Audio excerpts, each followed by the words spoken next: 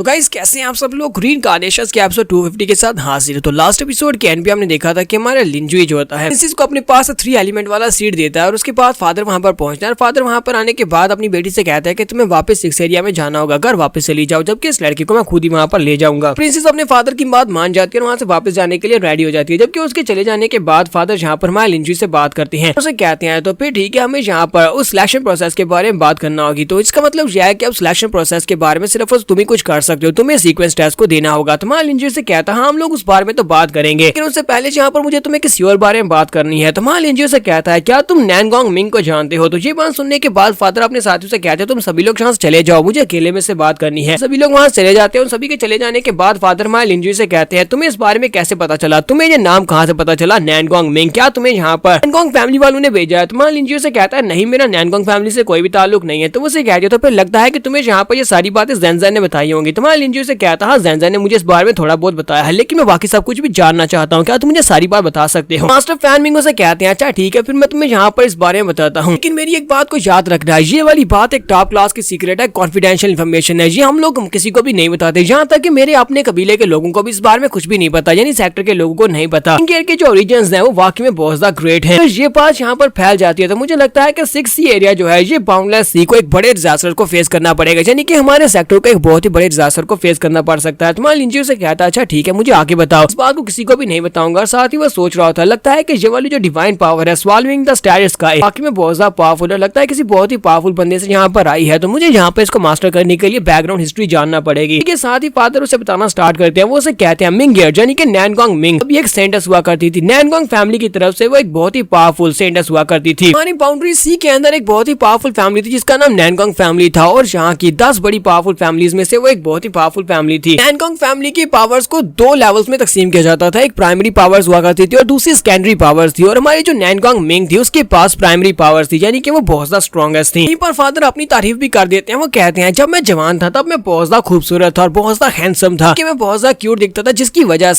से नैनगोंग मिंग को मुझसे प्यार हो गया, हम दोनों को एक दूसरे से प्यार हो गया और फिर हम दोनों ने एक दूसरे से शादी कर ली, वो मेरी पार्टनर बन गई थी। ओरिजिनली नैनगोंग मिंग जो थी वो प्रीमोर्डियल कॉन्टिनेंट से थी, इसी वजह से प्रीमोर्डियल कॉन्टिनेंट के लोग हमेशा से हमसे बहुत ज्यादा नफरत करते रहे हैं, लेकिन वो लोग यहाँ पर नहीं आ सकते क्योंकि बाउंड्री सी और उनका जो कॉन्टिनेंट है वो दोनों आपस में एक दूसरे के दुश्मन है। जैसे वो ओपनली यहाँ पर आकर मिंगियर को नहीं ढूंढ पाए, इसी वजह से मिंगियर यहाँ पर काफी ज्यादा सेफ थी। लेकिन एक बार कुछ ऐसा हुआ कि हादसे की वजह से मिंगियर बहुत ही बुरी तरह से जख्मी होगी, इतनी जख्मी होगी कि वो अपने लिए एक सक्सेसर ढूंढना चाहती थी, लेकिन वो टाइम के ऊपर सक्सेसर नहीं ढूंढ पाई। उसके पास जो डिवाइन पावर्स थी, डिवाइन पावर्स जिनको स्वालो द स्टार स्काई कहते हैं, वो बहुत सा पावरफुल पावर्स थी, लेकिन उसके लिए उसे एक सक्सेसर चाहिए था। इससे पहले उसने अपने इन पावर्स को अपने पास ही रखा, अपनी पावर्स को बिना किसी को दिए बिना वो यहाँ से इस दुनिया से चली गई। और जाते हुए उसने मुझे कहा था कि मेरी बेटी यानी कि हमारी जो दोनों की बेटी थी जैन, उसका दूसरा नाम नैनगोंग जुई था। उसने कहा था कि ये नाम कभी भी यहाँ पर किसी दूसरे को पता नहीं चलना चाहिए जब तक कि उसे नैनगोंग फैमिली के सामने कम्पीट ना करना पड़े। फादर कहते हैं ये तो मेरे लिए बहुत ही बड़े अफसोस की बात है कि मैं अपनी बाकी की सारी जिंदगी बाउंडलेस सी से बाहर नहीं निकल पाया, यानी कि मैं कभी इतना स्ट्रॉन्ग नहीं बन सका कि मैं बाउंडलेस सी एरिया से बाहर जा सकूं। तुम वाकई में मेरी बेटी ज़ेनज़ेन में इंटरेस्टेड हो तो मुझे लगता है कि तुम मेरी बेटी को यहाँ से बाहर लेकर जा सकते हो। क्या तुम उसे अपने साथ यहाँ से लेकर जा सकते हो, क्या तुम उसे यहाँ से लेकर डोमेन में जा सकते हो जहाँ पर वो बिल्कुल सेफ रहेगी। तुम्हारा लिंजुई से कहता है ठीक है, मैं अपना बेस्ट दूंगा, मैं यहाँ पर सब कुछ कर सकता हूँ तुम्हारी बेटी के लिए। लिंजुई साथ ही सोच रहा था कि मेरे पास जो टाइजू ड्रैगन आर्ट है वो बहुत ज्यादा पावरफुल आर्ट है, लेकिन मैंने उसके सिर्फ और सिर्फ 4 लेवल्स को मास्टर किया, अगले 5वें लेवल को मास्टर कर पाना बहुत ज्यादा मुश्किल है, यानी फिलहाल के लिए तो मैं उसके अगले लेवल को मास्टर नहीं कर पाऊंगा। लगता है कि फिलहाल के लिए मुझे यहाँ पर स्वॉलो द स्टार स्काई इस वाली टेक्निक के साथ काम चलाना होगा। मुझे लगता है कि ये भी काफी ज्यादा पावरफुल टेक्निक है, ताकि मैं अपनी टाइजू ड्रैगन आर्ट के अगले लेवल्स को मास्टर नहीं कर पाता तब तक मुझे यहाँ पर ज़ेन के साथ एक अच्छा रिलेशनशिप बनाकर रखना होगा, ताकि मैं यहाँ पर swallow the sky special technique को मास्टर कर सकूं। तो फादर कहते हैं चलो जल्दी से हम लोग यहाँ से अब फर्स्ट सी एरिया में जाते हैं जहाँ पर ये वाला कंपटीशन होने वाला है। मुझे लगता है कि इस बार जब तुम हमें यहाँ पर सीक्वेंस टेस्ट में रिप्रेजेंट कर रहे हो तो मुझे लगता है कि इस बार हमारे हाथ में काफी बड़ी फॉर्चून लगने वाली है, हमें काफी ज्यादा फायदा होगा। इसी में 1 महीने के बाद का दिखाया जाता है। 1 महीने के बाद फर्स्ट एरिया में इनकी शिप पहुंच जाती है। जैसे ये लोग वहाँ पर लैंडिंग करते हैं तो मास्टर यानी कि फादर यहाँ पर हमारे लिंजुई को सारी बात बताने वाले हैं कि यहाँ पर और कौन कौन आए हुए हैं। फादर लिंजुई से कहता है कि मैं यहाँ पर तुम्हें बताता हूँ, इस बार के कंपटीशन में टोटल 8 बंदे हिस्सा लेने वाले हैं, यानी कि 8 सी एरिया के लोग हैं जो कि यहाँ पर अपने डिसाइपल्स को भेज रहे हैं। यहाँ पर सभी से तुम्हें इंट्रोड्यूस करवाता हूँ। तुम्हारा लिंजुई कहता है हाँ क्यों नहीं। तो इसी के साथ उसे बताया जाता है सामने एक लड़का जिसका नाम किन जियान होता है, वो फर्स्ट सी एरिया का कंटेस्टेंट होता है, हाफ स्टेप हिमली इमॉर्टल लेवल में है। वो हमारे लिंजुई को बताते हैं कि इस बार जो कंपटीशन है इसमें जियान सबसे ज्यादा पावरफुल कंटेस्टेंट है। दूसरे नंबर पर जो लड़का है इसका नाम C2 Zhu है और ये सेकंड सी एरिया की तरफ से कंटेस्टेंट है, ये भी हाफ स्टेप सेलेस्टियल इमॉर्टल है। तीसरे नंबर के ऊपर जो लड़का है इसका नाम ज़ेंटियान है, ये 4th सी एरिया से है और ये भी हाफ स्टेप सेलेस्टियल इमॉर्टल है। चौथे नंबर पर जूजी लिंगजुआन है, ये जो है थर्ड सी एरिया से और ये भी हाफ स्टेप सेलेस्टियल इमॉर्टल है। पांचवें नंबर पर शान किंगलिंग है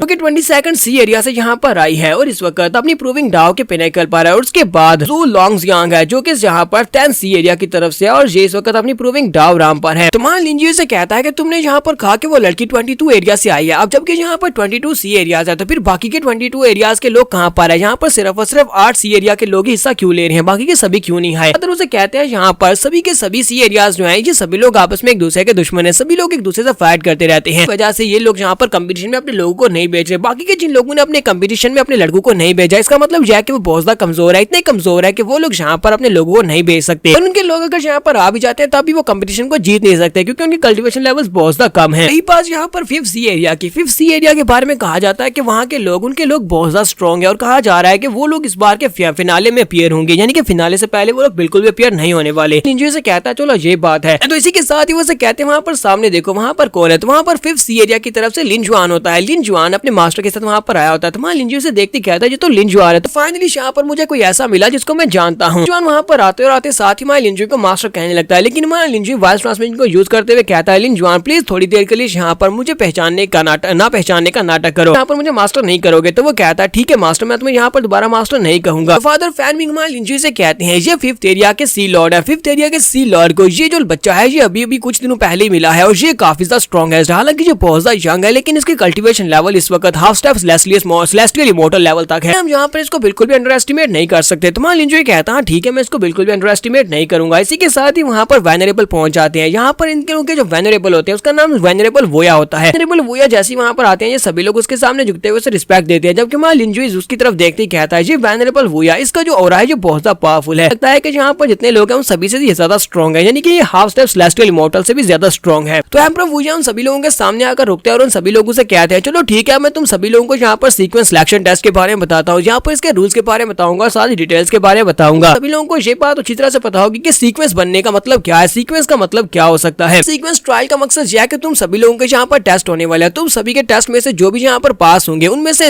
एक बंदे को यहाँ पर से दूसरे सीक्वेंस टेस्ट के लिए भेजा जाएगा जो कि ऊपर तीनों राम्स के साथ होने वाला है। यहाँ पर स्काई डोमेन और प्रीमोर्डियल कॉन्टिनेंट से भी लोग आएंगे, वहाँ पर तुम्हारा फाइनल सीक्वेंस टेस्ट होगा। अगर वहाँ पर तुम लोग टेस्ट को पास करते हो तो तुम्हें वहाँ पर बहुत सारी फॉर्चून मिल सकती है। इसके साथ ही उनसे कहते हैं रूल्स बहुत ज्यादा सिंपल हैं। यहाँ पर इस शिप के ऊपर से नीचे पूरे 108 सी बीयर्स को गिराने वाला हूँ जो कि नीचे आइलैंड के ऊपर जाकर गिरेंगे। तुम्हें वहाँ पर जाना होगा, वहाँ पर जाने के बाद तुम्हारे पास सिर्फ एक दिन है। एक दिन के अंदर अंदर तुम में से 2 लोग जो कि सबसे ज्यादा बीड्स को ढूंढ कर इकट्ठा करेंगे, उन 2 लोगों को यहाँ पर पास किया जाएगा और उन 2 लोगों को आखिर के ऊपर आपस में डूल करना होगी। वो दोनों आपस में फाइट करेंगे, उन दोनों में से जो भी जीतेगा फाइनल टेस्ट के लिए सीक्वेंस कैपिटल में लेकर चला जाएगा जहाँ पर वो दूसरे कंटेस्टेंट से फाइट कर पाएगा। इसी के साथ ही वो अपने पास से बीड निकालकर वहाँ पर नीचे फेंक देते हैं और उन सभी से कहते हैं चलो तुम सभी का टेस्ट स्टार्ट हो गया, जाओ जाकर बीड्स को इकट्ठा करना स्टार्ट करो। सभी लोग जल्दी से जंप करते वहाँ पर नीचे चले जाते हैं। यहाँ पर हम लोग अपनी एपिसोड 250 का एंड करेंगे। एपिसोड की एक्सप्लेनेशन अच्छी लगी हो तो कमेंट का किस रूप बताइएगा, चैनल को सब्सक्राइब कर दे, वीडियो को लाइक और शेयर कर दे। शुक्रिया।